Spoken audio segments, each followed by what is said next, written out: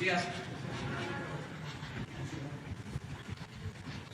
Vamos a informar sobre la distribución de las vacunas, sobre el avance que se tiene en la vacunación en hospitales COVID, tanto del sector público como del sector privado, y también informar sobre la vacunación a maestros en Campeche a partir de mañana. Vamos a presentar esos dos informes. ¿Cómo vamos en la vacunación general, en el plan de aplicar vacunas en hospitales donde están médicos, enfermeras, trabajadores de la salud atendiendo, salvando vidas? ¿Cómo vamos protegiéndolos? ¿Qué avance se lleva en lo que corresponde al sector público, privado? Y también sobre esta vacunación que se va a llevar a cabo a partir de mañana en Campeche para maestros. El propósito no solo es informarles a ustedes, como siempre lo hacemos, sino también nos ven muchos por el internet y por distintos medios, ¿no? Para que en el caso de Campeche todos los médicos tengan la información, los trabajadores de la educación. Ese es un propósito principal, o uno de los propósitos principales de estas conferencias, porque son muchos mexicanos los que están pendientes de la información que se transmite, y eso ayuda mucho porque vamos a vacunar mañana en Calakmul, en Espojil, que es la cabecera municipal de Calakmul, y estoy seguro que nos están viendo o nos están escuchando en Calakmul, que es uno de los municipios más apartados de Campeche, y nos importa mucho que allá llegue la información para que todos estén enterados, informados. De modo que vamos a informar. Empezamos con la vacunación en general y luego lo de Campeche. Sobre la información en general de vacunación, pues va a ser el doctor Hugo López-Gatell, y sobre el plan de vacunación en Campeche, el general Sandoval. Entonces vamos a escuchar a Hugo primero. Con gusto, presidente. Gracias. Muy buenos días, secretarios. Muy buenos días. Muy buenos días tengan todas y todos ustedes. Vamos a presentar con gráficos en el informe técnico del 22. Nos vamos directamente a la parte de vacunación. Esta es una actualización con respecto a lo que presentamos ayer por la tarde a las 19 horas en la conferencia vespertina. Como comentamos todos los días, durante las horas posteriores a las 4 de la tarde siguen abiertas las unidades de vacunación. Entonces tenemos el informe del corte de la noche. Y ayer habíamos anunciado 43,000 dosis. Se completaron hasta 64,000. 20,000 más fueron aplicadas durante la noche. 64,797. Aquí quiero destacar que, como se puede ver en la gráfica, tuvimos la fase de calibración desde el 24 de diciembre hasta el 12 de enero y posteriormente una cantidad mucho mayor de dosis en la medida en que tuvimos embarques más grandes. La siguiente. Las dosis acumuladas son 567,379 y se puede ver también el cambio de velocidad de aplicación. Ahora aquí insistimos en que quede claro que el gobierno mexicano está listo para recibir y poner. Y esto es inusual. La mayoría de los países enfrentan retos de organización, de logística, de participación, incluso a nivel comunitario o a nivel local, y esto a veces representa el elemento principal del reto de poder poner las vacunas inmediatamente. No es el caso de México. En México, conforme recibimos vacunas, estamos en capacidad de ponerlas la misma semana.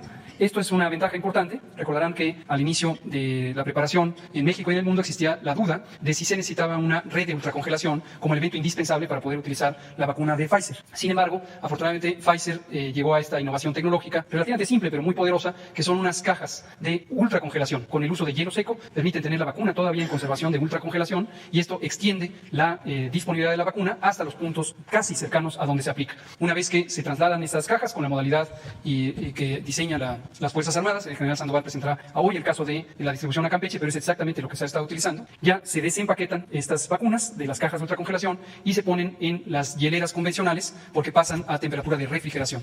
Y tenemos un tiempo de uso que es mayor a la velocidad a la que las ponemos. Es decir, nosotros programamos para ponerlas en 4 días, aunque en realidad podemos extendernos hasta 6 días y todavía tenemos una buena conservación del producto. Y también esto es importante porque en la medida en que los países empecemos a recibir más vacunas, tendremos éxito, pero si la vacuna se queda estacionada en ultracongeladores en algunos países, desde luego representa una pérdida de oportunidad para otros que sí estaríamos en posibilidad de ponerla. La siguiente. Esta es una distribución general de las dosis aplicadas entre las distintas instituciones.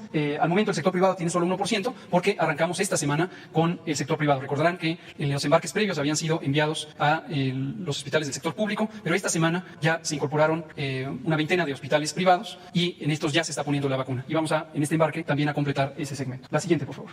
Y estos son los esquemas de primera y segunda dosis. La segunda dosis se está poniendo y esta duración entre la primera y la segunda es de 21 días. Aquí también recalcamos, hubo un poquito de confusión en algunos medios de comunicación a lo largo de la semana que comentaron que se había cancelado la segunda dosis. La confusión aparentemente fue a partir de un comunicado local en el hospital de Torreón. Sin embargo, hemos aclarado, lo seguimos aclarando, no hay ninguna cancelación. Es importante que se ponga la segunda dosis. La Organización Mundial de la Salud ha recomendado que se podría, en caso necesario, extender ese periodo. Originalmente en diciembre se habló de 28 días en vez de 21, y en la recomendación más reciente que emitieron a principios de enero, el 8 de enero, hablan de que podría extenderse hasta 42 días. El Grupo Técnico Asesor de Vacunación de México está por darnos formalmente el comunicado, pero considera que esto es factible. Ellos sugieren que podría ser hasta de 35 días el intervalo, lo que permite expandir, desde luego, la cobertura con primeras dosis, pero garantizando que haya la segunda dosis. Entonces, indiscutiblemente va a haber segunda dosis. Hasta el momento, con las vacunas que llegaron, estamos teniendo la posibilidad de poner la segunda dosis en 21 días, y conforme se vayan llegando a los calendarios, se seguirá poniendo. Como tenemos pendiente que nos resuelva Pfizer la atenta petición que le hizo el señor presidente de que logremos tener alguna dotación durante las 3 semanas del intervalo en donde temporalmente se pospone la entrega,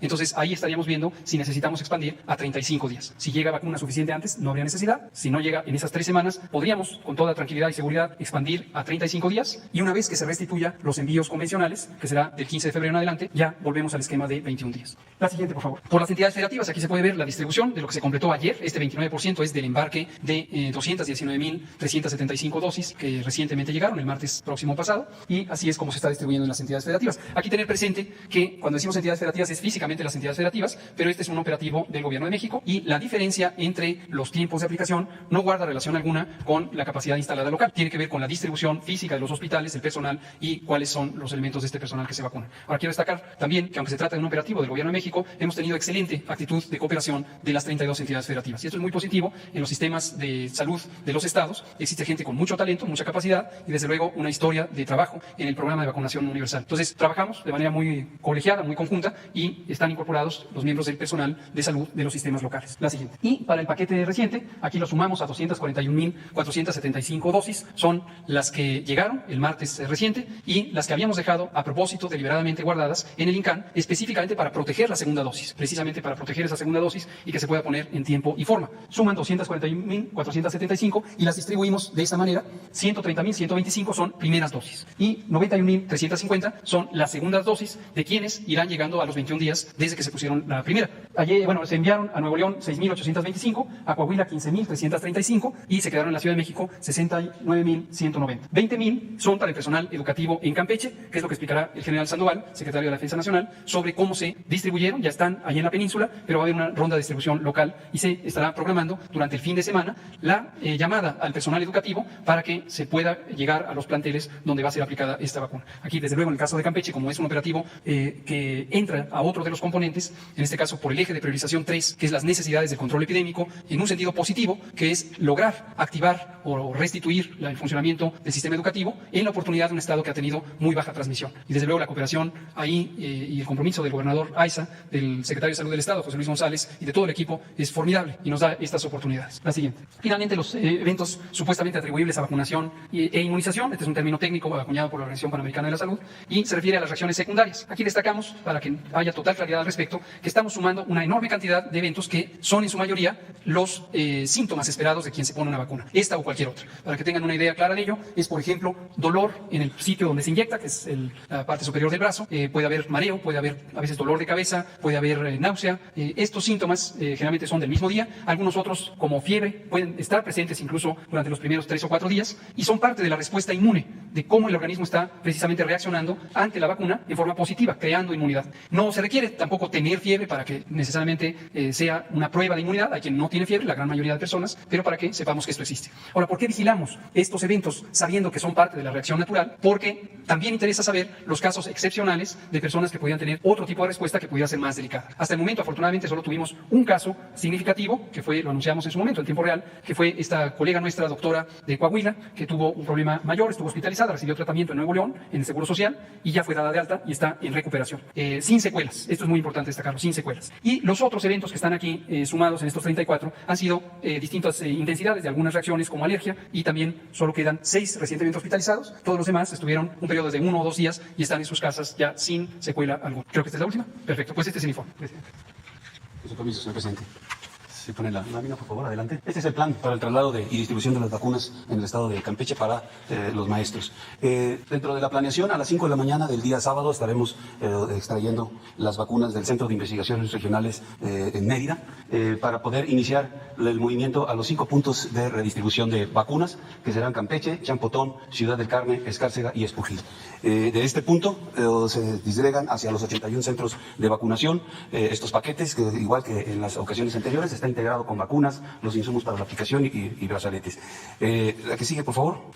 Dentro de la distribución de vacunas están los 81 centros de vacunación donde están las brigadas correcaminos a las que se les entregará los paquetes, las 17 rutas terrestres que se integraron para dar seguridad al movimiento de estas vacunas. Las brigadas, igual que en las ocasiones anteriores, están integradas por los 2 servidores de la Nación, 2 promotores de programas sociales, 4 elementos de Sedena, Semar y Guardia Nacional, un enfermero, un médico y 2 voluntarios. Son las 81 brigadas que atienden estos centros de vacunación. Las dosis que se van a distribuir, 12.157, estas se tendrán 2 días para aplicarse, sábado y domingo, a los maestros de nivel básico, y el lunes iniciaremos la vacunación para maestros de nivel medio superior y superior. La vacunación dará inicio a las 10 de la mañana del día sábado. Adelante. Estas son las rutas, aquí está de Mérida, vamos a Campeche, Champotón, Escárcega, Ciudad del Carmen y Espujil. Y de aquí se sale hacia los 81 puntos que se establecieron. Pasamos a la siguiente. Aquí son los lugares donde están establecidos esos centros de vacunación, donde están las brigadas correcaminos. Estos puntos son, por ejemplo, aquí Calakmul, están en escuelas, en unidades médicas rurales, también por ejemplo, en Calquiní, está también en el ISSSTE, en Campeche, son escuelas, también hay en el IMSS, en una de nuestras instalaciones. Aquí en Campeche son 14 puntos. Adelante, por favor. Aquí vamos viendo todas las... En Candelaria aquí tenemos 3 puntos, una escuela y 2 unidades médicas rurales. En Ciudad del Carmen, aquí están las escuelas, la escuela secundaria general número 5, la escuela secundaria general número 17, la técnica número 40, el hospital regional de Mamantel, el IMSS en la unidad médica familiar, en el hospital general de zona, en el IMSS. Así están todos los puntos, son 6 puntos ahí en Ciudad del Carmen. También en Champotón tenemos, la siguiente, por favor. Tenemos 14 puntos entre el IMSS, ISSSTE, unidades médicas, en Escárcega 8 puntos. Que sigue, por favor. 8 puntos, también escuelas, 2 escuelas, una instalación del IMSS, una del ISSSTE y 4 unidades médicas rurales. Y Palizada 2, que son la unidad de medicina familiar del IMSS y de la unidad médica regional de Rivera Santa Cruz. De esta manera son las 81 puntos donde se llevará la vacuna y se entregará para su inicio a las 10 de la mañana del día sábado. Y repito, será sábado y domingo en que se aplicarán estas 12.157 dosis. Estamos, señor presidente.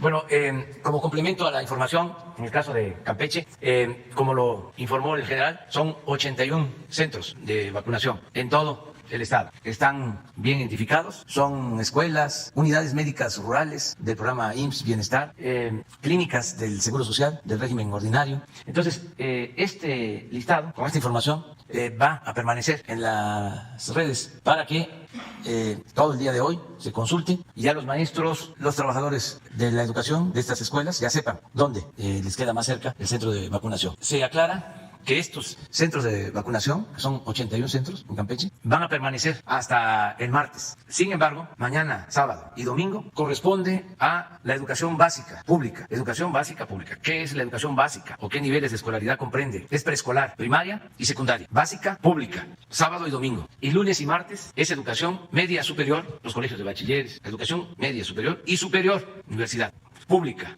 Y también lunes y martes, toda la educación privada, de escuelas privadas. A ver, repito, sábado y domingo, educación pública de nivel básico, preescolar, primaria y secundaria, en estos sitios. Y lunes y martes, educación pública de nivel medio superior y superior, en los mismos lugares de vacunación. Y lunes y martes también, todos los que trabajan son maestros de escuelas privadas de Campeche, en los mismos sitios. Que todos lleven su credencial, su identificación. Hay desde luego padrones, se va a buscar en el padrón, pero que además lleven una identificación. Se va a repetir esta información hoy por la tarde, noche, con Hugo, y va a quedar la información en las redes. No cambian los sitios de vacunación desde mañana hasta el martes. Y el propósito es vacunar a 20,000 maestros y trabajadores de la educación en Campeche. Pedir a los maestros que asistan para que en 21 días se repita, ya queden con su vacunación completa, su segunda dosis, y podamos comenzar con las clases presenciales en Campeche. No es que a partir de este fin de semana ya vamos a las clases. Es hasta que tengan las dos dosis, ya estén protegidos. Entonces, pedirles que asistan, que nos ayuden, que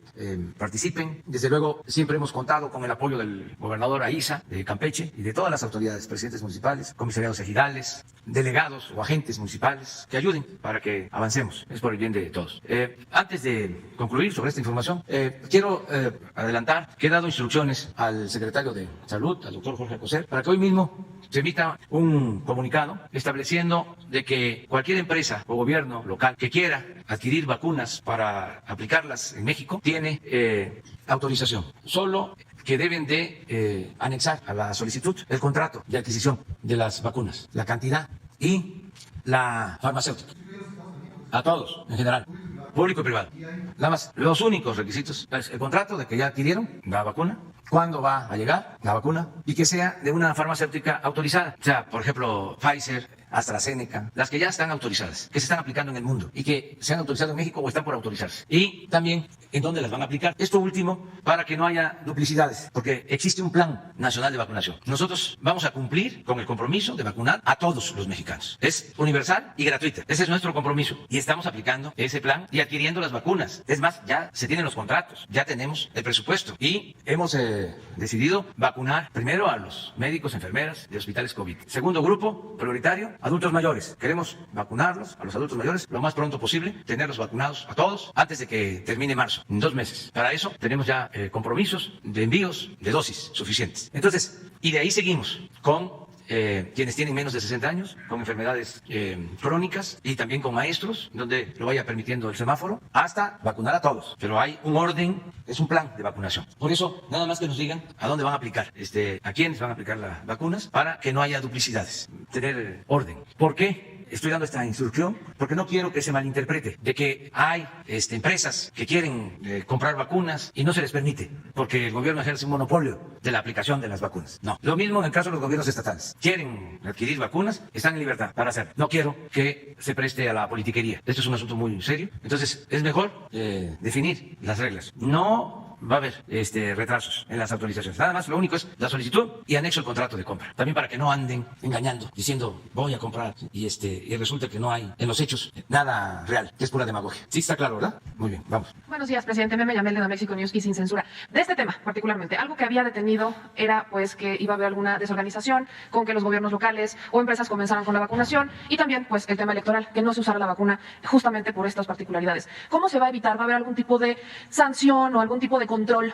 para evitar que esto se use electoralmente, particularmente en los gobiernos locales, municipales, o incluso que veamos que algunas empresas quieran vender esto o la vacuna mucho más cara o sacar ese provecho? ¿Cómo se va a controlar esta parte? No hay problema, porque no es fácil conseguir la vacuna. Desgraciadamente, no alcanza la producción. Nosotros estamos obteniendo la vacuna porque ya llevamos 8 meses en negociaciones y porque tenemos muy buenas relaciones con los gobiernos extranjeros y tiene mucha autoridad moral el gobierno de México. Entonces, nos están ayudando las farmacéuticas, los gobiernos, pero no es fácil conseguir la vacuna. He escuchado a quienes dicen, voy a comprar vacunas.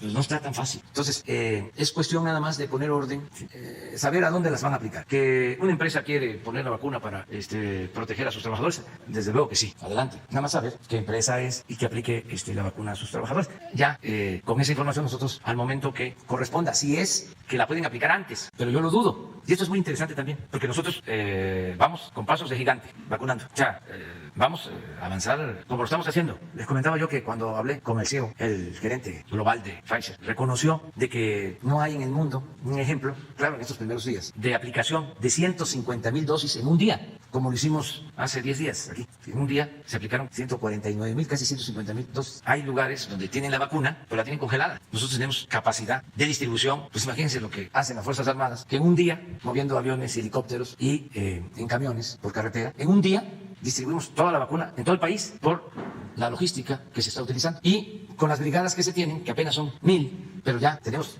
esperando tener más vacunas, tenemos 1000 brigadas. Vamos a tener capacidad de vacunar a 3 millones de mexicanos por semana cuando tengamos las vacunas. Entonces, no hay ningún problema. No debe de haber desorden, no hay motivo para eso y tampoco para uso politiquero, electoral de la vacuna. ¿Por qué razón?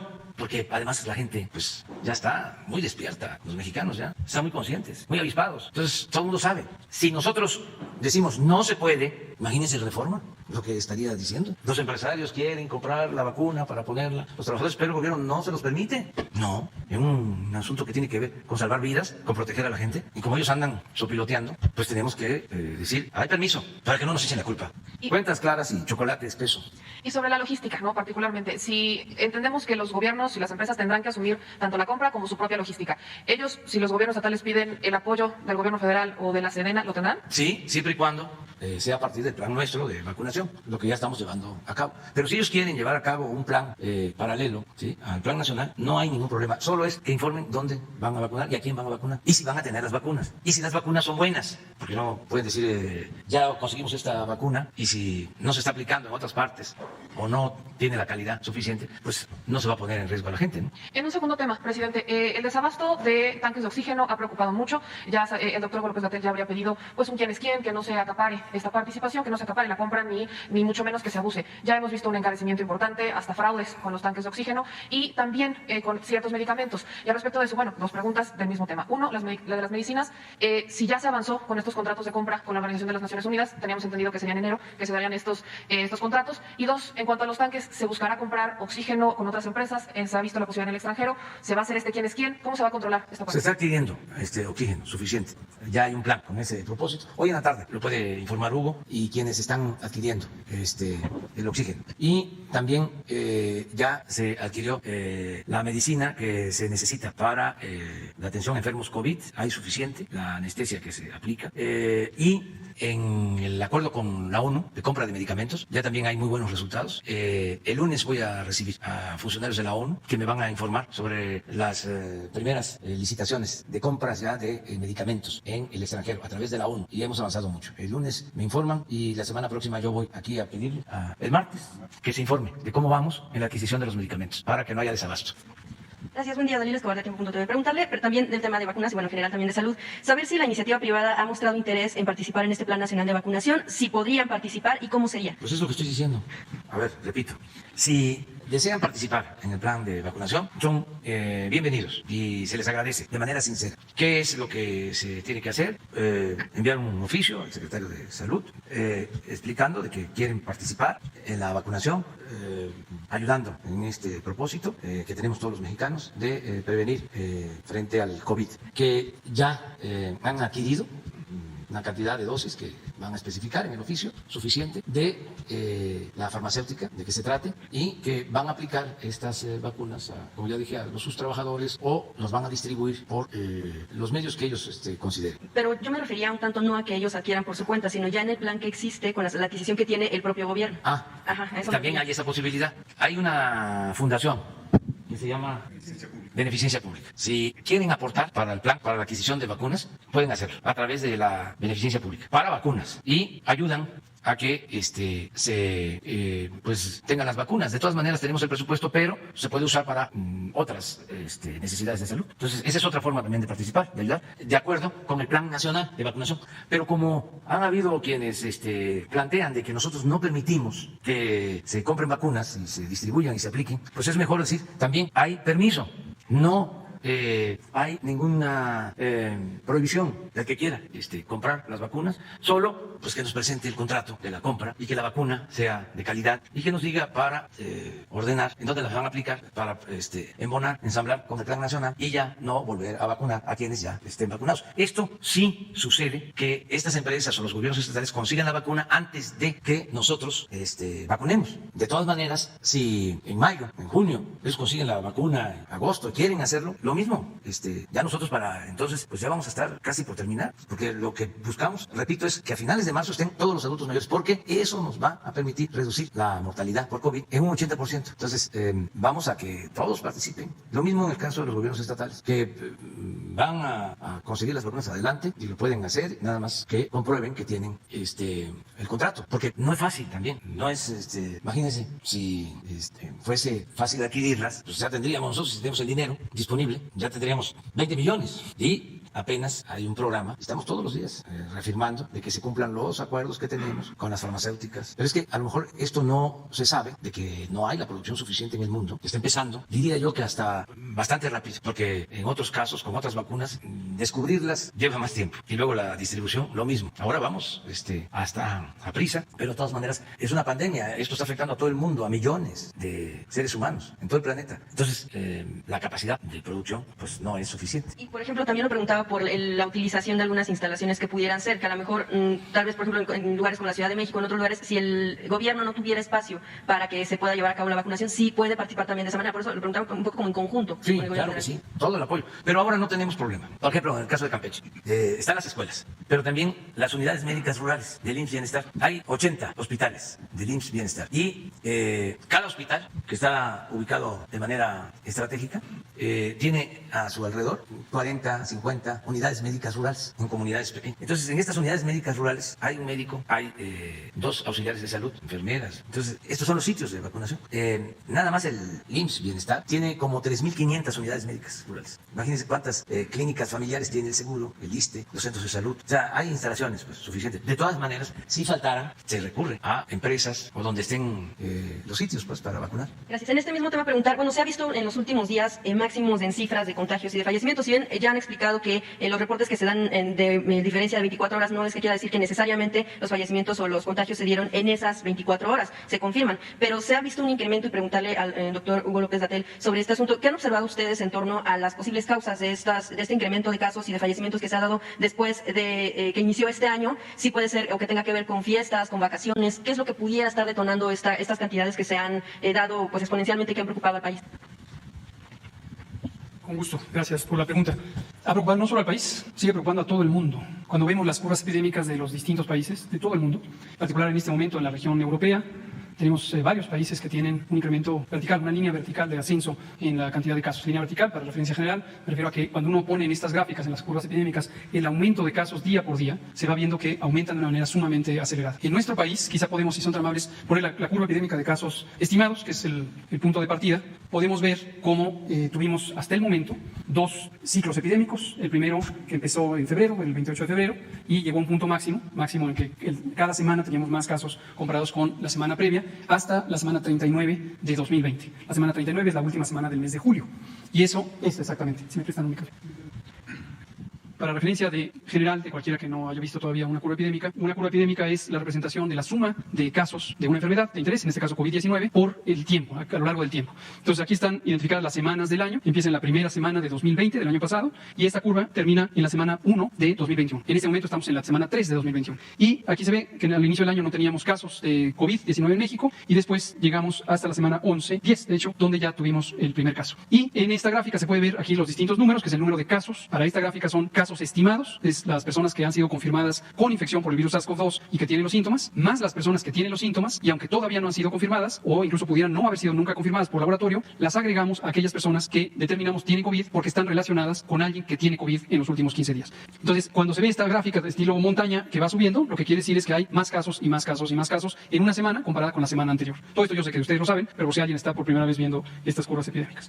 Y llegamos a este punto máximo, que es la semana 29, perdón, dije 39 hace rato, es 29, es la última semana del mes de julio. Y a partir de agosto, el 3 de agosto, empezamos a tener menos casos durante el mes de agosto y menos casos durante el mes de septiembre. Cuando llegamos a la semana 40 del año, 40, empezamos a tener un aumento en el número de casos. Habíamos dicho, desde el mes de marzo, cuando empezó la epidemia, 2 cosas. Preparémonos para una epidemia larga. Todo el tiempo tuvimos la perspectiva de una epidemia larga en México y en el mundo. Ya se puede ver que esto es así. La epidemia sigue activa en todo el mundo. Y 2, en el caso concreto de México y todos los países del hemisferio norte, cuando llegara el otoño, que empieza precisamente en octubre, empezaríamos a tener un aumento en el número de casos. Esta predicción se basa en el conocimiento técnico, científico de cómo se comportan las infecciones respiratorias, que durante otoño e invierno empiezan a aumentar los contagios. Ocurrió tal como se esperaba. Aquí un pequeño elemento. Interesantemente, de todo el hemisferio norte, la influenza que pensamos que se iba a sumar al COVID-19 no se presentó. De hecho, tenemos cifras mínimas de influenza en México y en el mundo, en particular en el hemisferio norte. Entonces, empezó a subir, y en este momento está en esta fase de incremento en México. De modo que tenemos un primer ciclo epidémico, no había llegado a una reducción absoluta, como lo hemos comentado todos los días, cuando empezó a volver a subir. Cada estado de nuestro país, cada entidad federativa, los estados y la Ciudad de México, como mostramos el martes reciente, y lo mostramos todos los martes, tiene un comportamiento diferente. Algunas suben una vez, bajan, vuelven a subir, otras suben varias veces y bajan, otras suben y se mantienen estables. Entonces, regresando a su pregunta, ¿qué lo explica? No hay una sola razón, no hay una sola razón. En general, dado que el contagio es por la vía respiratoria, aunque también puede ser por objetos inertes o las manos, achú, doy la mano, paso el virus, la otra persona se talla los ojos y le contagio, o se talla la nariz y la boca. Dado que ese es el mecanismo, en general, si hay más personas conviviendo estrechamente con otras y no se mantienen a 2 metros de distancia, hay mayor probabilidad de contagio. Si estamos en un espacio físico cerrado y, por ejemplo, el transporte público, la proximidad entre personas hace inviable que haya esa distancia. Entonces, el uso de cubrebocas ayuda a impedir esos contagios desde la persona que lo emite, porque tiene cubrebocas que le refrena. Si estamos a esta distancia, el cubrebocas no es, en ese sentido, el elemento principal, sino el elemento principal es la distancia, el lavado de manos, etc. Por eso es que en todo el mundo las medidas de salud pública son las mismas. Las mismas que tenemos en México, son las mismas que hay en Estados Unidos, en Alemania, en Francia, en Italia, en España, en el Reino Unido, en Australia, en Nueva Zelanda, son las mismas, porque hasta que llegó la vacuna no existía un mecanismo de protección específico. Y ahorita el elemento fundamental de la prevención es la vacunación contra el virus SARS-CoV-2, y tenemos que tener conciencia, como lo ha dicho varias veces el secretario Alcocer, que la vacunación va a llevar un tiempo hasta que se esté poniendo, y mientras tanto todos los países debemos seguir con las mismas medidas de protección. Vamos a seguir viendo entonces cifras en ascenso hasta que no se logre pues este proceso. Hasta el momento está ocurriendo, y las predicciones generales tampoco tienen mucho sentido. Se puede ver precisamente por esta variación. Varios países europeos tuvieron un pico, este es el pico epidémico, un ascenso durante el mes de abril y mayo, y después bajó, y todos estábamos muy contentos de que ya tenían una transmisión mínima, y llegó el otoño y volvieron a tener. Hay países que han tenido 3 curvas epidémicas, algunos hasta 4 curvas epidémicas, como pasa con nuestras entidades federativas. Entonces, no hay una predicción general.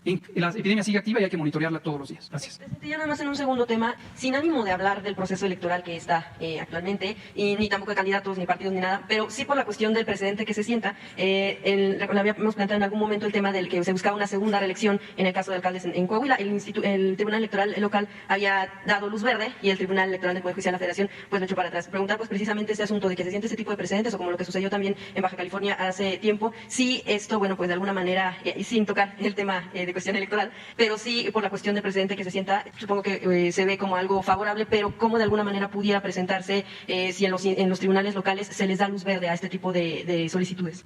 Pues no voy a opinar sobre el tema, porque andan los del INE con ganas de censurarme. Quieren que no haya mañaneras, o que esté limitada mi participación, que solamente hable yo de algunos temas, que yo no hable de la democracia. Imagínense, la democracia es sinónimo de libertad, entonces no quieren que yo hable de eso. Entonces vamos a esperar a ver qué resuelve el Tribunal Electoral.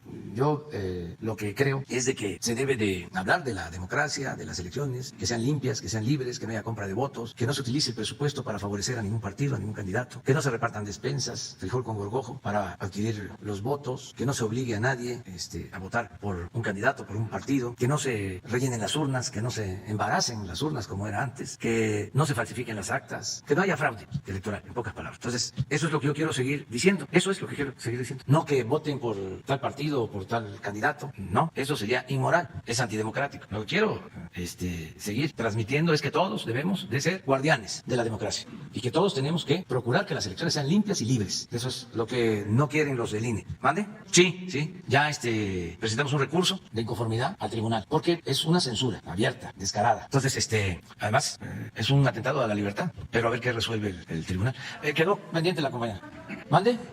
Sí, hablamos de todo, pues, pero quiero que se termine este tema, que el tribunal resuelva sobre qué podemos decir y qué no podemos decir. Ojalá en su resolución, si van a sostener la censura, que especifiquen qué no puedo decir, para que yo tenga aquí una tarjeta. Esto no puedes decir. No puedes decir que las elecciones sean limpias. No puedes decir que debe evitarse el fraude electoral. Yo no sé por qué le tienen miedo a la democracia. ¿Quién sabe qué estarán pensando? ¿En qué andan? Porque si no se infringe la ley, si no se llama a votar, si no se hace propaganda a favor de un partido desde el gobierno, pues no hay ningún impedimento, ningún delito, que porque la Constitución establece el artículo 41, eso tiene que ver con la propaganda, pero esto no es propaganda, esto es informar al pueblo, es garantizar el derecho a la información y ejercer la libertad que tenemos todos, y no debe haber censura.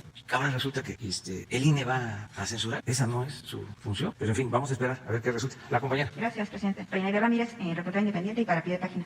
Bueno, ahora que llegó el nuevo presidente de Estados Estados Unidos sobre el protocolo de protección a migrantes. Ya hablábamos en diciembre, se hablaba de esto, que una ONG había hecho un estudio para exhibir las condiciones en que estaban. También un grupo de reporteros de pie de página hizo un recorrido por algunos centros donde están estos migrantes centroamericanos y pues para constatar las condiciones deplorables, inhumanas en que se encuentran, presidente. Entonces, preguntarle, ahora que el presidente Biden ha cancelado este protocolo, ¿qué va a pasar en el caso de México? ¿Qué se va a hacer con estas personas, con este programa de Quédate en México? ¿Cómo va a garantizar usted las condiciones en que están ellos? O si va a pedir, no sé si recuerde usted que antes del presidente Trump, las personas que solicitaban asilo en Estados Unidos se quedaban en Estados Unidos a la espera. Entonces, si usted pediría al nuevo presidente que se retomara o como se hacía antes, o cómo va a garantizar usted que estas personas que ya están en México tengan buenas condiciones, porque en el caso de Matamoros, por ejemplo, presidente, hay alrededor de 3,000 personas en un campamento hacinados y sufriendo pues condiciones terribles, impronunciables. Ya apareció incluso un muerto, viven en carpas, no tienen acceso a la salud. Solo las organizaciones no gubernamentales que vienen, solidarias, que vienen de Estados Unidos o otros lugares, les llevan alimentos, les llevan medicamentos, pero sus condiciones son inhumanas. Entonces no era parte del proyecto que se tenía de Quédate en México. ¿Y cómo lo va a resolver usted? Y si se presentaría un informe también sobre este programa, sobre lo que se ha hecho en estos 2 años, la Cancillería o quien esté a cargo de este programa, para ver qué es lo que han hecho y por qué se derivó en tantas condiciones tan inhumanas para estas personas. Bueno, vamos a informar sobre nuestra política migratoria. Le voy a pedir al secretario de Relaciones Exteriores que informe, porque yo tengo otros datos. Yo respeto, ¿no?, tu punto de vista, pero no lo comparto. Nosotros hemos procurado atender bien a los migrantes y se han respetado los derechos humanos. Incluso hemos invertido para que se mantengan los refugios, los albergues. Hemos estado atendiendo a los migrantes y hemos cuidado de que no sean afectados sus derechos humanos, nada que ver con lo que sucedía antes, de que los secuestraban y los desaparecían. Hemos estado pendientes y los hemos protegido. Por eso vamos a esperar el informe. ¿Cuándo sería? La semana próxima. Muy bien. Porque es muy importante para nosotros informar. No solo porque nos lo estás preguntando, además es tu derecho y existen dudas. A nosotros nos ayuda mucho informar, porque hay no solo medios de información en contra nuestra, o sea, que les molesta la transformación, que quisieran que regresara el régimen de corrupción y de privilegios. No solo es eso, también muchas organizaciones no gubernamentales que vivían del presupuesto. Fíjense la paradoja, organizaciones no gubernamentales que recibían dinero del presupuesto público y también organizaciones vinculadas con grupos políticos, tanto de México como del extranjero. Entonces, ya cambiaron las cosas. Es como esto del general de Cienfuegos. Se consideraba infalible a la DEA. Incluso mucha información filtrada por ellos mismos a periodistas de México. Por eso, cuando la Fiscalía decide en un ejercicio de la acción penal, no, pues hasta simpatizantes de nosotros, que nos tienen confianza, dudaron, porque durante años se afianzó el criterio de que los de afuera eran la encarnación de la justicia y los de adentro la encarnación de la corrupción y de la impunidad y de todo. Nada más que se les olvidó de que hubo un cambio. Todavía están bajo los efectos de lo que era el régimen autoritario, corrupto. Todavía tengo que mandar telegramas avisándoles. Ya no. Presidente, son sí, yo telegramas, sí. espérame, de que ya hay un cambio. Ayer hablaba yo de un señor vigil, exagente de la DEA, inmediatamente, ¿no? Dice, no les vamos a volver a mandar a nadie, porque ustedes lo sueltan. Señor, seguramente el señor no conocía el expediente, no esperaban de que íbamos a dar a conocer el expediente, no contaban con eso. Entonces, ahora yo quiero escuchar la opinión del señor vigil. Si ya leyó el expediente, que me diga si actuó bien la DEA. Yo no voy a ir a ningún organismo internacional, pero sí, con todo respeto, creo que ese organismo, esa agencia, debería de hacer una investigación en su interior y aclarar qué fue lo que pasó, quién fabricó este expediente, quién dio la orden de aplicarlo. Claro. O sea, porque está de por medio la credibilidad. Bueno, regresando, cierro el paréntesis, es lo mismo. Nosotros estamos obligados a informar sobre la situación de los migrantes y los hemos cuidado y los hemos protegido, y vamos aquí a informar de cómo está la situación de los migrantes que están en México y además de informar, también esperar la aplicación de las nuevas políticas migratorias del gobierno de Estados Unidos. Sí, nada más puntualizar, presidente, que yo entiendo que las ONG, lo que yo he sido reportera, he visto que algunas vivían del presupuesto y que no necesariamente eran las mejores, pero en el caso particular hubo una investigación de pie de página de los reporteros Rodrigo Soberanes y el fotógrafo Duilio Rodríguez, que fueron a estos centros y constataron lo que yo le estoy diciendo. No es una opinión mía, es un trabajo periodístico que hizo pie de página y que está ahí, y que pues es lamentable ver cómo las condiciones, no sé qué dependencia usted haya encargado esto, pero las condiciones de estas personas de verdad son inhumanas y no es lo que se ofreció en el programa, y por eso lo estoy planteando. Vamos a informar. Y es muy bueno este diálogo, ¿sí? Porque ayuda a que, por ejemplo, si este grupo que hizo la investigación tiene razón, aquí mismo, ¿sí?, lo vamos a reconocer. Gracias, O presidente. sea, y si no tienes razón, pues también vamos a decir, Así es. no fue así, no es así. Muy bien. O sea, tú estás hablando, por ejemplo, de 3,000 ¿sí? Migrantes Alrededor de... en Matamoros. Vamos a ver cuántos son, dónde están, o sea, que nos informe, pero que no pase mucho tiempo. O sea, a ver si se puede hacer la semana próxima como el miércoles. Le preguntaba si iba a pedir a Biden que se retomara el proceso que existía antes con los migrantes que pedían asilo, o va usted a seguir ayudando, bueno, con este programa de quédate en casa con los que están ahorita en la frontera. Vamos a esperar a ver qué política se aplica. Él hizo un compromiso de apoyar a los migrantes. Entiendo que tiene que haber un plan y tiene que definirse un procedimiento. A lo que tú te refieres es que anteriormente se pedía asilo Y se quedaban de... y se quedaban allá. Ajá. Y el gobierno de Estados Unidos argumentaba de que como se tenía que seguir un juicio para ver si era Viable el asilo. viable el asilo, ya no asistían a audiencias y ya se internaban en Estados Unidos. Entonces, por eso deciden, a ver, el procedimiento se lleva a cabo, pero esperas, ¿sí? No en Estados Unidos, sino en México o en Guatemala o en Honduras o en El Salvador. Eso es lo que tienen ellos que definir. O sea, si van a mantener el procedimiento de que el que solicita asilo estando allá se queda. Eso es todo, pero vamos a esperar a ver qué. Nomás faltaría ver lo que va a pasar con los que ya están aquí en México. También. Y cuántos son, dónde están. Y a nosotros lo que nos importa es que si están en nuestro territorio, cualquier persona tiene que ser protegida. Así es. Presidente, en un segundo tema, presidente, nada más para precisar lo del general Cienfuegos sobre el expediente, en las últimas semanas y en lo que yo he tratado de leer ahí, por ahí salió un documento de que ese general Cienfuegos era empleado del gobierno de México. ¿Es así?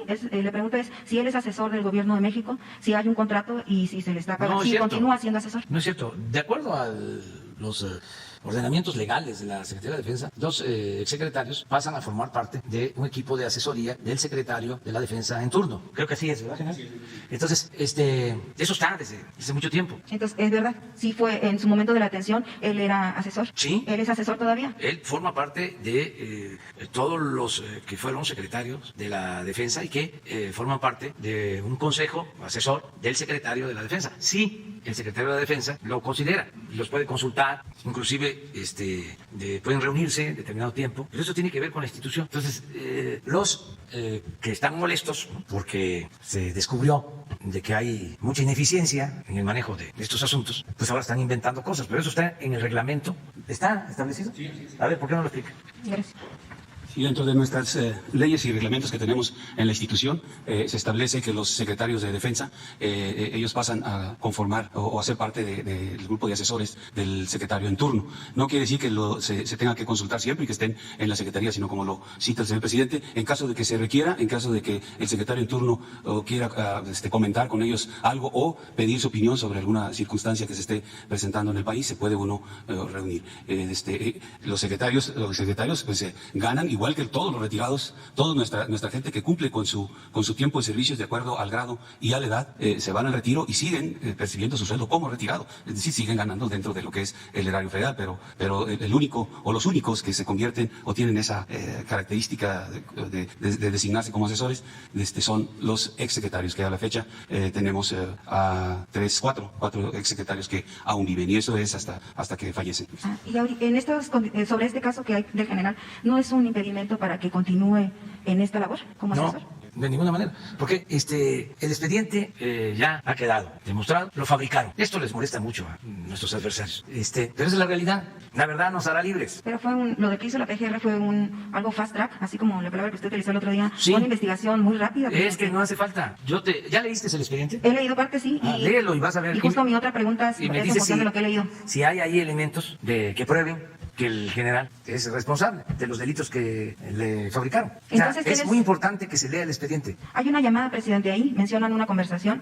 Si no es él a quien se refieren, entonces es una llamada a él. ¿Quién es en la Sedena? ¿Quién es ese personaje a que se refiere la DEA? ¿Quién es esa? Pues que hay que preguntarle a ellos. Porque al final fue como un timo de un miembro de esa organización delictiva, de más bajo nivel, a los de arriba. Lean el expediente. ¿Eso no amerita una investigación, presidente? ¿Mande? O sea, ¿usted descarta corrupción en la Sedena o en estos cuerpos. Pues en el caso. ¿Y no meritaría una investigación real sobre estos hechos? No. Es un expediente plagado de inconsistencias. Fue fabricado solamente porque durante el régimen de corrupción y de privilegios, la fama del gobierno de México se fue al suelo. Sí. Y estos aprovecharon para convertirse en jueces, aún no teniendo elementos. Pero nos cuesta trabajo. Pues. Lo hacen mejor los investigadores nuestros. Pero imagínense cómo se va a aceptar de que una agencia internacional salen hasta en las películas, en las series. Es increíble. Pues así es. Ni modo que nosotros vamos a inventar delitos. Nada más porque se trata de la DEA. No, pero sí porque pueden investigar bien la si no se fiscalía. van a enojar los periodistas con nosotros. No, presidente, lo que pasa es que el ejército ha tenido hoy es preocupante que tiene muchísima participación en lo social, como yo ya le he comentado. Sí. O sea, sus acciones están muy cerca de los ciudadanos y ellos tienen una instrucción militar que prácticamente pues es para, Pero muy precisa, muy esa es tu específica. visión y yo la para- respeto. Yo lo que creo que las Fuerzas Armadas son instituciones fundamentales del Estado mexicano. Además, y la el corrupción. ejército, sí. La corrupción ha permeado en todas las corporaciones En policíacas, todos, presidente. pero en todo el gobierno. Bueno, y en todo el gobierno. En todo el gobierno, en todo el régimen, que era un régimen corrupto, de pies a cabeza. Entonces, ¿por qué no investigar? Se están investigando, cualquier en donde se presentan denuncias se investiga, no hay impunidad, no existe impunidad, no hay corrupción. El ejercicio de la no Mira, acción penal. pañuelito blanco. Presidente, pero la Fiscalía dictó un ejercicio de la acción penal. Sí. En algún momento usted mencionaba que dictar el no ejercicio de la acción penal era darle carpetazo a los casos que se estaban Pues investigando. cómo Usted lo se había va mencionado. a mantener un expediente que fue fabricado, que afecta primero a un mexicano, sea quien sea, afecta a una institución, afecta el prestigio del gobierno de México, afecta a nuestro país. Eso no se le permite a nadie. Eso era antes, que hacían lo que les daba la gana y se violaba la soberanía. Ahora no, esto cambió. Presidente, ¿es verdad que la UIF no logró entregar un reporte de los bienes del general antes de que Está la Fiscalía investigado cerrara todo en el este caso expediente? y va a haber mucho más tiempo, ¿sí?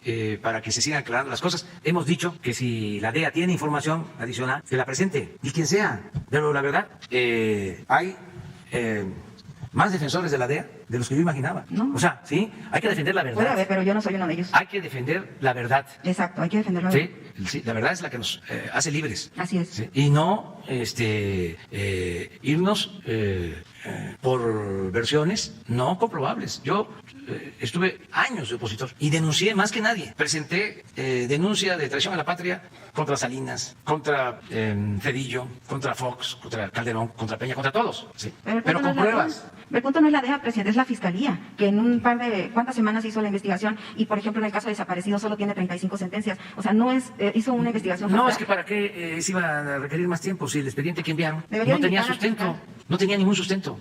Eran fotografías, o son fotografías de pantallas. Sí. Es que algún día vamos a pasar aquí.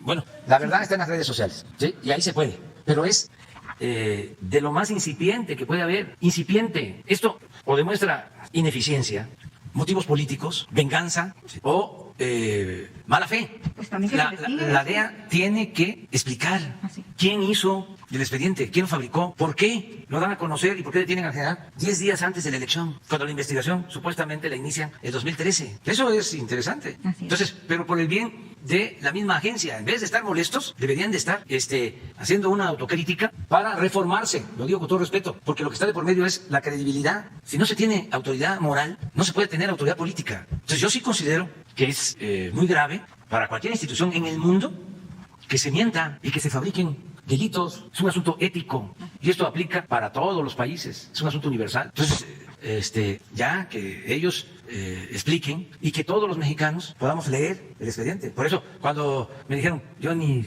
había escuchado nunca la palabra testar, la escuché hace como 4 o 5 días, por primera vez. Y así está ¿Por todo el qué? expediente testado. Sí, Así el todo. de la fiscalía. El de la fiscalía. Entonces, pues sí, porque ellos tienen que cuidar por el debido proceso. Pero yo di la instrucción, conociendo a la oposición conservadora, reaccionaria. Todavía, el día que aquí di la instrucción de que se diera a conocer el expediente, le hablé al secretario de Relaciones Exteriores que si ya habían terminado de copiarlo para subirlo a la red.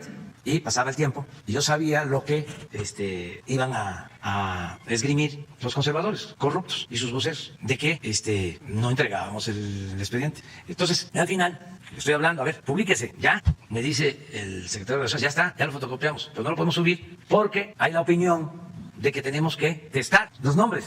No, le dije, imagínate el Reforma. Y los paladines y las paladinas de la libertad, de la radio y de la televisión. Imagínense. O sea, si nosotros borramos, ¿qué hubiese dicho? ¿Cómo se llama ese señor que es italiano, estadounidense, mexicano? buscarle. Sí. Es una farsa. Qué barbaridad. Y le dije a Marcelo, no, sin testar, completito. Y cuida que esté como lo enviaron. Bueno, fíjense, sale, ¿no?, el expediente. Creo que en la tarde, noche o al día siguiente, la fiscalía lo da a conocer, pero testado, porque ellos tienen que... estos mismos, haciéndose omisos, oxisos, ya no hablan del expediente de nosotros, el que dimos a conocer, sino del de la fiscalía. Y ponían todos los tachones, ¿no?, de los nombres en las redes. No, son muy deshonestos, además de corruptos, son muy deshonestos intelectualmente.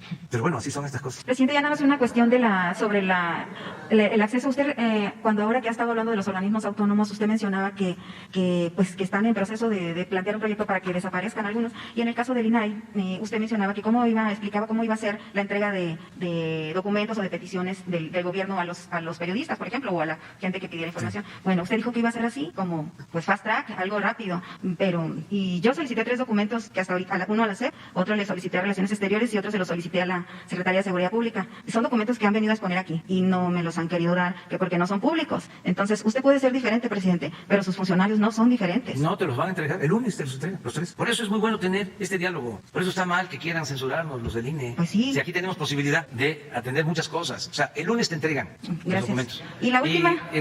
Sí, adelante. No. Presidente, y nada más decirle que si ya vio que en Arizona están aplicando la vacuna sin bajarse del carro, ¿no habría, qué opina de eso? Si no podría ser aquí una medida para más rápido. Pues cada quien tiene su plan. Lo importante es que se avance en la vacunación, no solo en México, en el mundo, para que ya no siga sufriendo la gente, no haya tanto dolor y fallecimientos, porque es muy lamentable lo que está pasando, ¿no? O sea, duele mucho. Entonces, vamos a ponernos de acuerdo, que, como siempre, hay muy buena relación con el gobierno de Estados Unidos, muy buena relación. Nada más decirte de lo de la transparencia.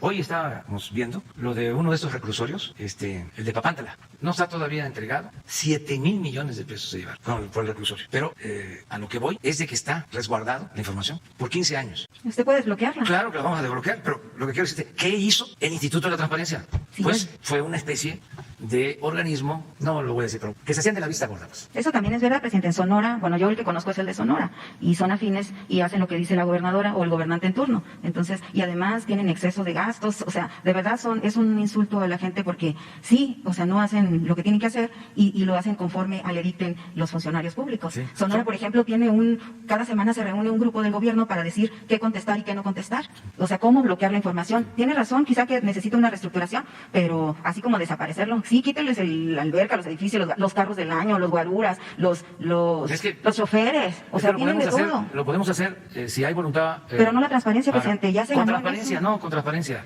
Es que garantizar la transparencia no significa tener un aparato para eso. Incluso esos aparatos los crearon para simular. O sea, son organismos alcahuetes. Está fuerte lo que estoy diciendo, pero podría decir paleros. Entonces ya, acabar con la simulación. Pero usted puede ser diferente, pero los funcionarios no. Pero lo vamos a dejar. Hay neoliberales todavía en el gobierno. Lo vamos a dejar establecido por ley. Pero no tenemos por qué estar pagando por un organismo que simula, que sirve para esconder prácticas corruptas, porque para eso sirven. No podemos estar destinando 1,000 millones de pesos al año y que los consejeros de ese organismo ganen 300,000 pesos mensuales y se den la gran vida, que es dinero del presupuesto, que es dinero del pueblo. Y nada más porque los que crearon esos organismos para simular que forman parte de la banda de saqueadores, nada más porque a ellos no les gusta, nos vamos a quedar callados. No, vamos a debatirlo.